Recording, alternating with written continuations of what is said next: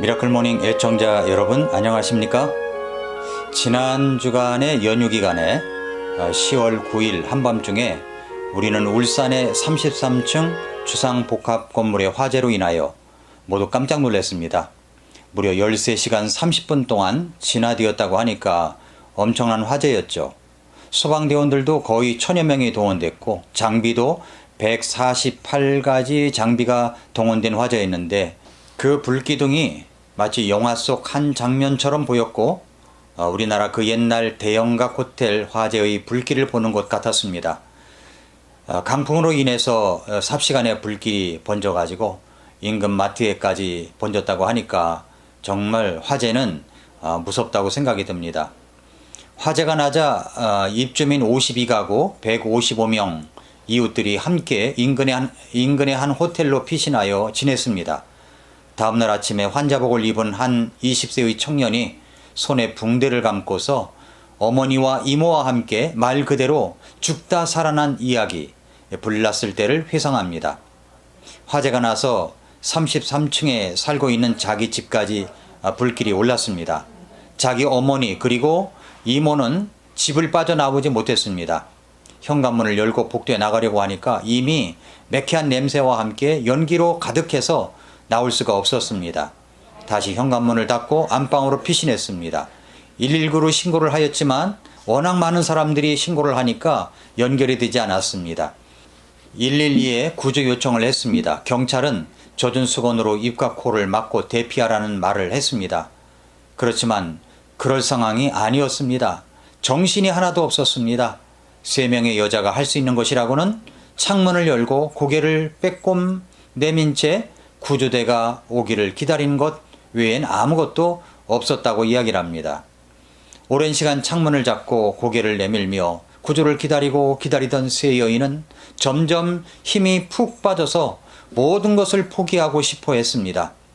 처음엔 조금만 있으면 누군가 구조하러 오겠지 라고 생각했는데 점점 시간은 흐르고 이 절망적이 되었습니다.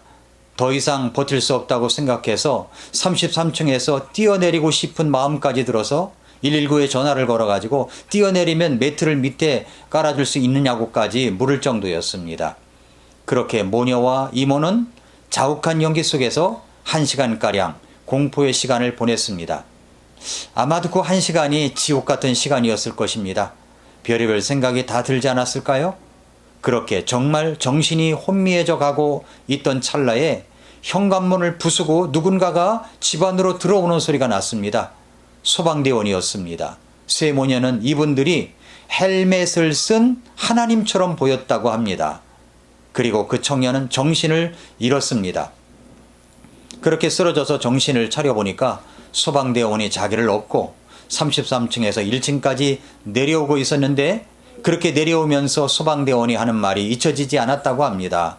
괜찮을 겁니다. 너무 걱정하지 마세요. 안심시켜주는 그 말이 잊혀지지 않았습니다. 그래서 꼭 그분들에게 감사 인사를 전하고 싶다고 말합니다. 얼마나 고마웠을까요? 얼마나 감사할까요?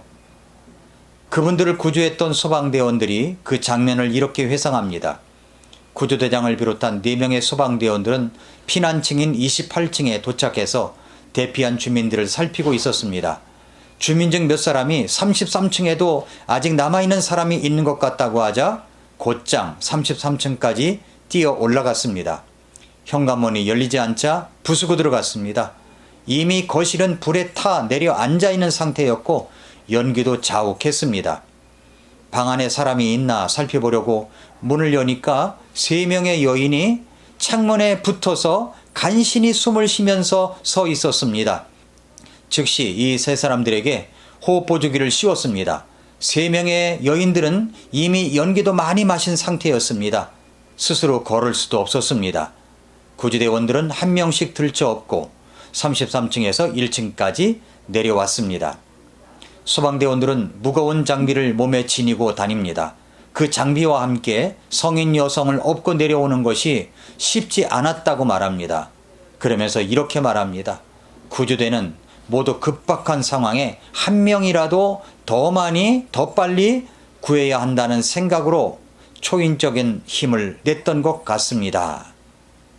이렇게 죽다가 살아난 사람들의 이야기는 이 세 명의 여인만이 아닐 겁니다. 모두 자기들이 죽다가 살아난 스토리를 갖고 있을 것입니다. 평생 잊을 수 없는 그런 순간이었을 것입니다. 한 주민은 비상 계단으로 긴급하게 대피를 하고 있는데 신생아를 안고 있던 아기 엄마가 아이만이라도 먼저 안고 가달라고 했던 모습이 잊혀지질 않는다고 합니다. 다행히도 그 아이와 엄마는 모두 무사히 대피를 했습니다. 이렇게 하여 울산의 화재 사건은 단 한 사람도 죽는 사람이 없이 모두 구조될 수가 있었다고 하니까 정말 감사한 일입니다. 다 드러나지는 않지만 소방대원들의 활약이 컸었다고 생각합니다. 우리는 연휴를 보내면서 죽다가 살아난 사람들의 이야기를 뉴스를 통해서 보고 들었습니다. 그들은 매뉴얼대로 그렇게 움직였다고 합니다. 죽다가 살아난 사람들, 이분들은 평생 그 살아난 은혜를 잊지 못할 것입니다. 얼마나 감사할까요? 얼마나 고마웠을까요? 그 순간을 어찌 잊을 수가 있겠습니까? 죽다가 살아난 사람들의 이야기.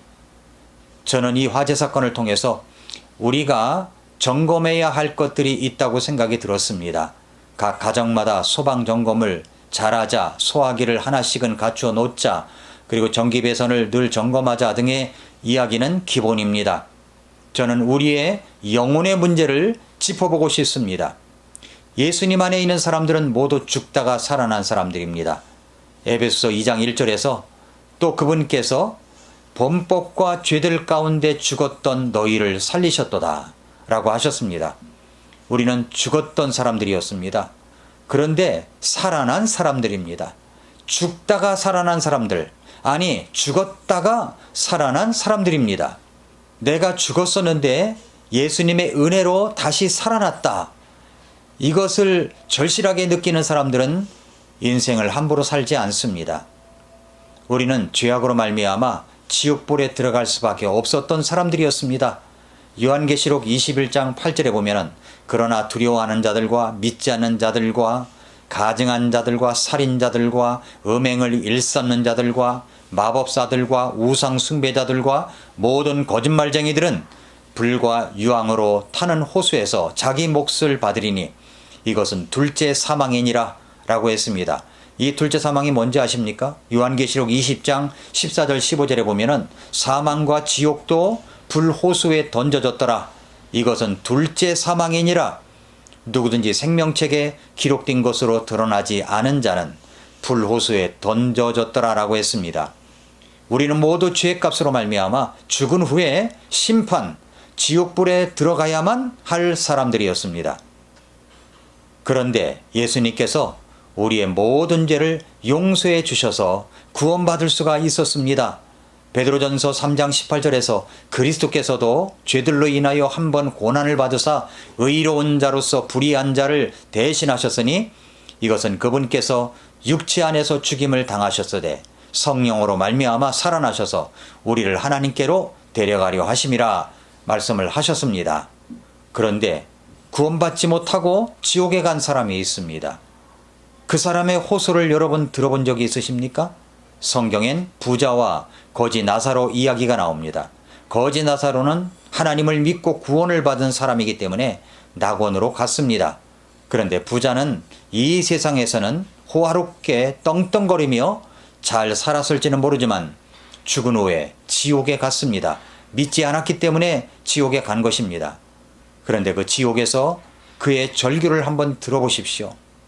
내게 긍휼을 베푸사 나사로를 보내어 그가 그의 손가락 끝에 물을 찍어 내 혀를 서늘하게 하도록 하소서. 내가 이 불꽃 가운데서 고통을 받나이다 라고 이야기를 했습니다. 그것도 저것도 할 수 없다고 하니까 이번에는 자기 집에 형제들 5명이 있는데 나사로를 보내셔서 그들에게 이곳 지옥에 오지 않도록 믿음을 갖고 살라고 전해주면 안 되겠냐고 요청을 합니다. 그러자 결국 이런 이야기를 듣습니다. 네 형제 5이 살고 있는 그 마을에 복음을 전하는 사람들이 있는데 그들의 말을 듣지 않는다면 여기서 죽었던 자가 살아나서 가서 이야기를 한다고 해도 믿지 않을 것이라는 그런 말씀을 하셨습니다.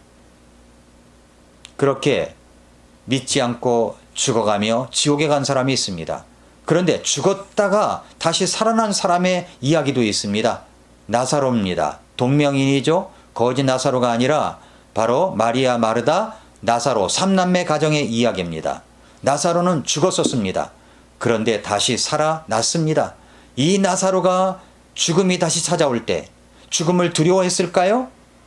우리 주님의 말씀이 이렇습니다. 요한복음 11장 25절 26절에서 예수님께서 그녀에게 이르시되 나는 부활이요 생명이니 나를 믿는 자는 죽어도 살겠고 누구든지 살아서 나를 믿는 자는 결코 죽지 아니하리라. 이것을 네가 믿느냐?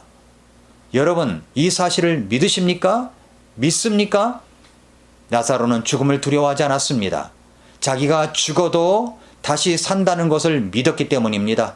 몸소 자신이 보여준 사람입니다. 사랑하는 애청자 여러분, 우리는 죽었다가 살아난 사람들입니다. 내가 죄악으로 죽었었습니다. 지옥이 나를 기다리고 있었습니다. 뜨거운 불호수에서 잠깐 있다가 나오는 것이 아니라 죽지도 않고 영원히 지옥불에서 고통만 받게 되는 사람들이었습니다. 그런데 하나님의 독생자 예수 그리스도께서 우리를 구원해 주셨습니다. 예수님의 죽음으로 나의 모든 죄를 용서해 주셨습니다. 예수님의 부활로 나에게 새 생명을 주셨습니다. 나는 살아났습니다. 새로운 창조물이 되었습니다. 얼마나 감사한 일입니까? 이 웬 은혜란 말입니까?